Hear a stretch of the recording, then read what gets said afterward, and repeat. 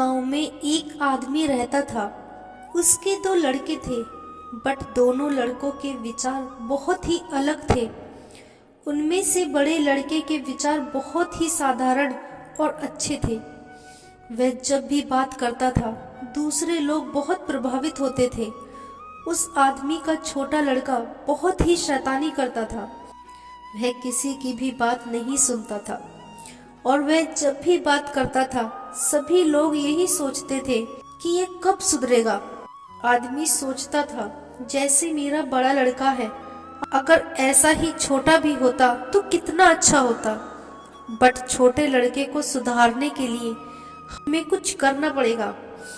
एक दिन वो दोनों लड़कों को लेकर जंगल की ओर गया और जहां पर जाकर उसने एक जामुन के पेड़ के नीचे खड़े होकर दोनों लड़कों को जामुन का पेड़ दिखाया और पूछा।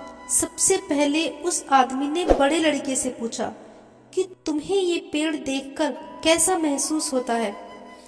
उस लड़के ने कहा कि ये पेड़ बहुत अच्छा है। जब भी हमें भूख लगती है तो हमें मीठे फल दे देता है और इसके मीठे फल खाकर हमारा पेट भी भर जाता है और हमें आनंद भी प्राप्त होता है। फिर उस आदमी ने दूसरे लड़के से पूछा कि तुम्हें ये पेड़ देखकर कैसा महसूस होता है।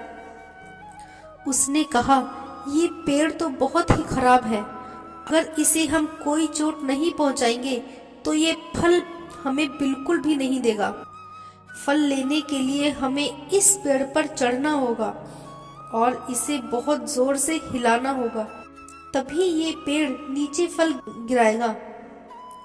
उस आदमी ने छोटे लड़के को समझाया कि ये फल हमारे लिए जीवन में आगे बढ़ने के लिए बेहद जरूरी है। अगर कोई भी पेड़ में फल नहीं देता तो हमारे लिए समस्या पैदा होगी। उस आदमी ने समझाया कि ये बताओ कि अगर पेड़ तुम्हें फल देता है तो इसके बदले तुमसे क्या लेता है। छोटा लड़का सोचता रहा और वह कुछ भी नहीं कह पा रहा था।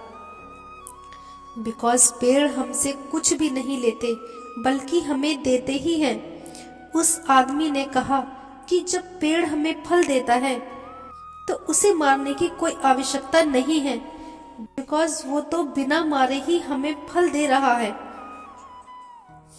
इसलिए जीवन में हमें वही काम करने चाहिए जिससे दूसरों का भला हो सके और हमें ये कभी नहीं सोचना चाहिए कि अगर हम किसी का भला कर रहे हैं तो वो भी हमारा ही भला करेगा।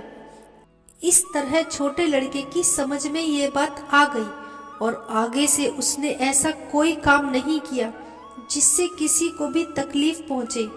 जीवन भी इसी तरह हमें दूसरों की भलाई करते हुए आगे बढ़ाना चाहिए।